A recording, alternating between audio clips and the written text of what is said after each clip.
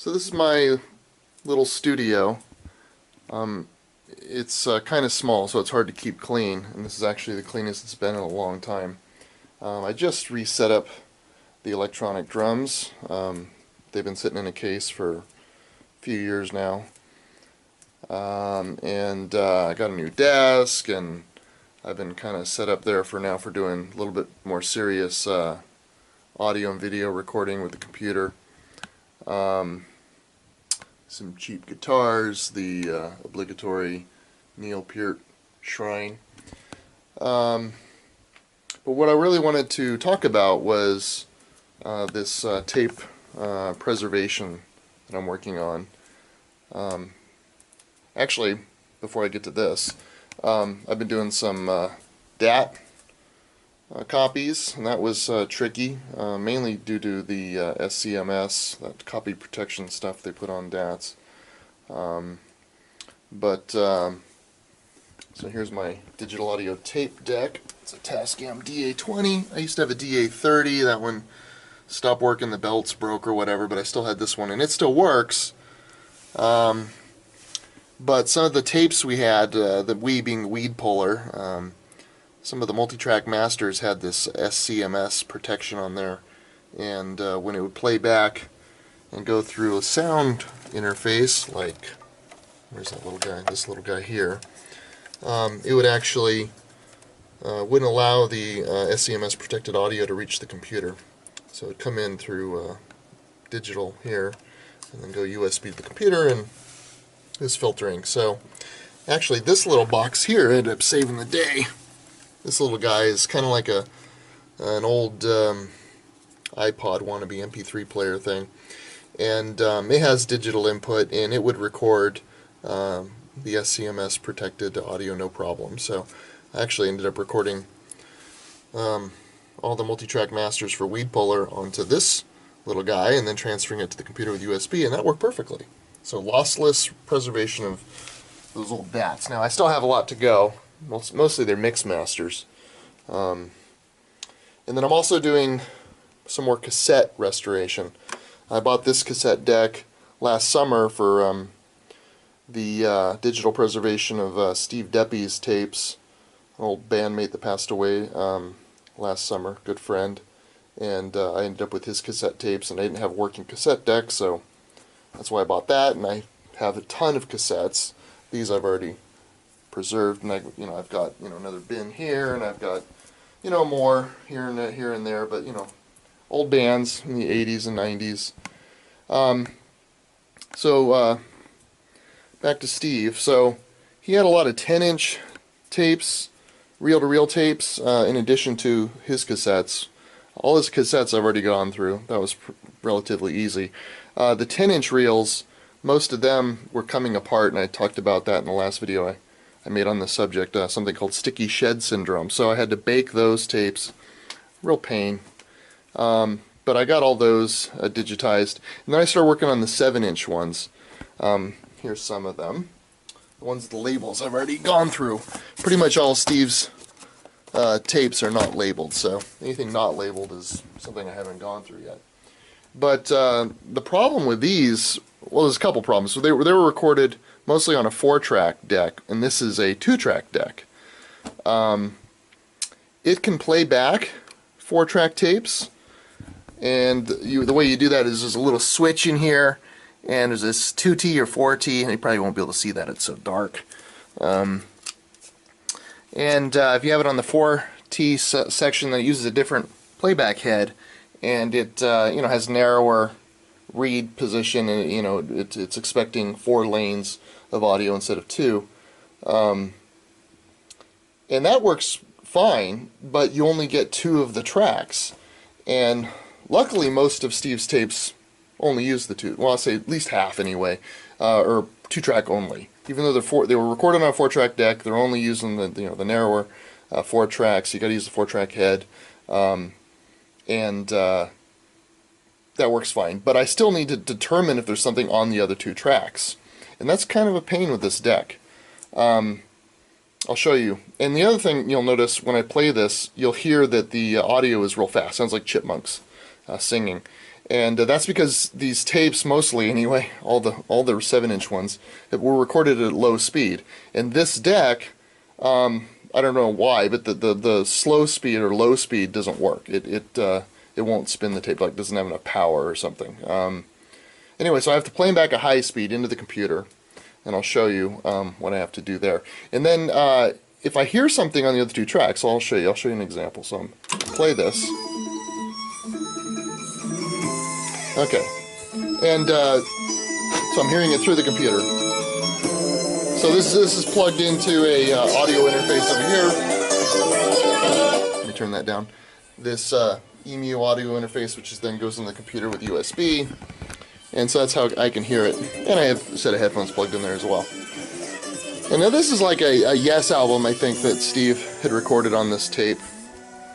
And if I want to check if there's something on the other tracks, one way I can do that is while it's playing back, I can switch this over to the 2-track setting, and if there's something on the other 2 tracks, I'll hear it. I'll hear it come through. And if it just gets quieter, then there's nothing on the other 2 tracks. But I actually know there is something because I just heard it before I... Let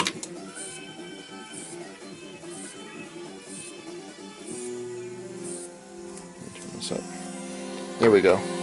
So you can kind of hear it. There's like Yes coming out of the left channel, and then there's some backwards keyboard coming out of the right channel.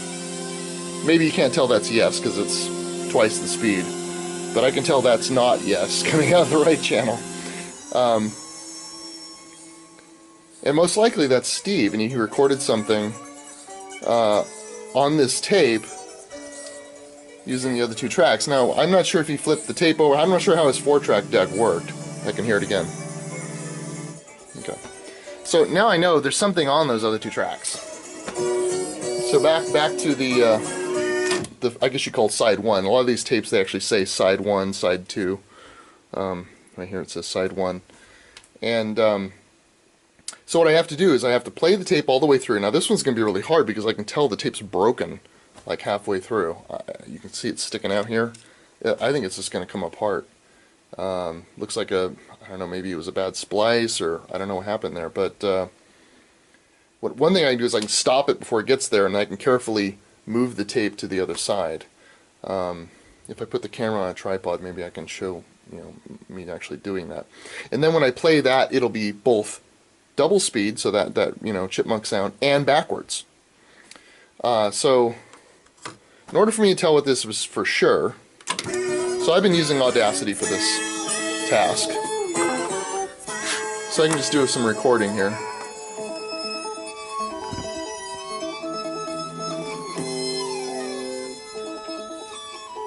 Okay.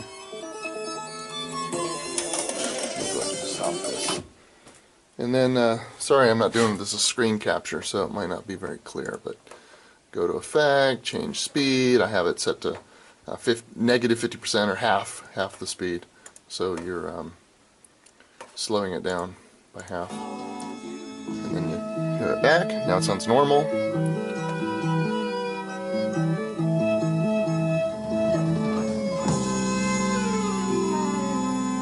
I'm pretty sure that's Yes. Anyway, and then if it's backwards, then I have to reverse it as well. But luckily, Audacity does a great job with that. It all comes out very accurate sounding.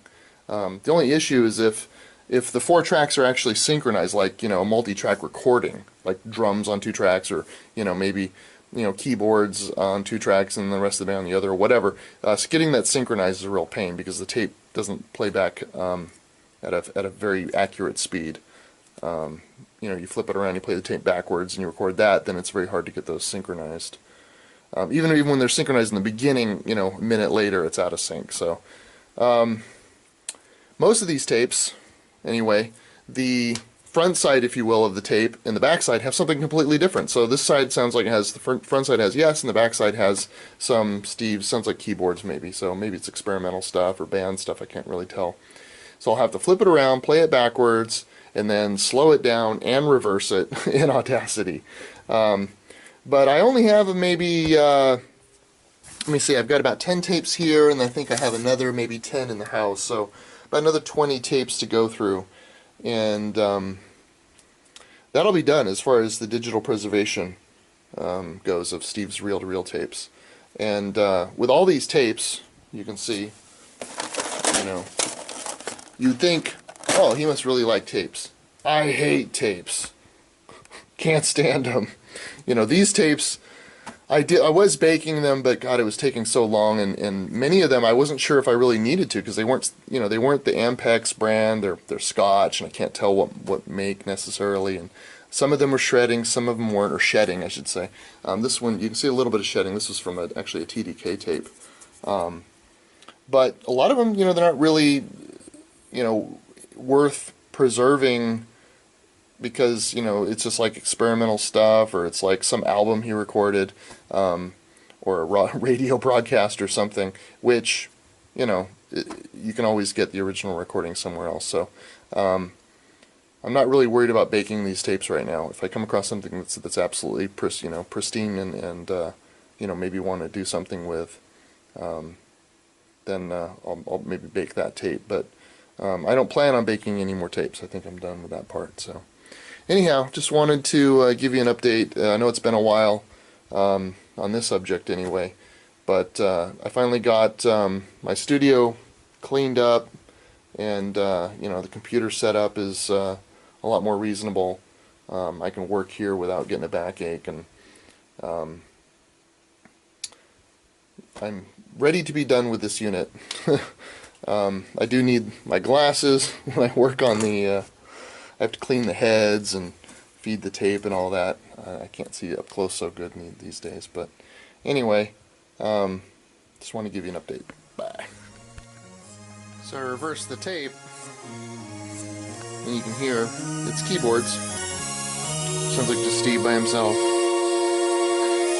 And it is sped up, but it's not backwards, which I don't quite understand. Some of the tapes, all the tracks run the same direction. Some of them, the first two tracks run one way, like this tape, and then you flip it over and run them the other way. Very odd.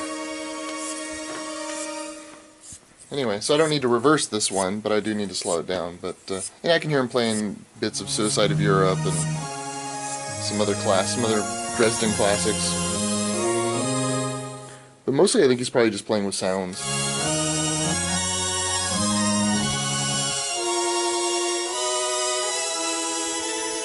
Yeah, the noise you hear over here, that's a take-up reel. That little noise. This take-up reel is actually bent, warped a little bit. And I may end up using a different take-up reel if I do many more of these.